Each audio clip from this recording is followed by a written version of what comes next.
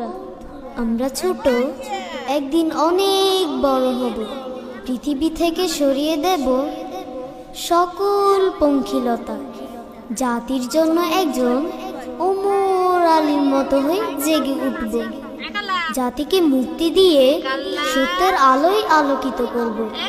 থাকবে না কোনো বিভেদ, ভ্রান্তি, কেউ হবে না অত্যাচারিত, কারণ আমরা তো একজন আল্লাহ তাআলারই বান্দা। আমরা ছোট হব বড়, আমরা ছোট হব বড়, আমরা ছোট হব বড়, গর্ব সোনার জীবন এমন ধরা গর্ব মোরা, সত্য হবে প্রসারণ এমন ধরা গর্ব মোরা, সত্য হবে প্রসারণ।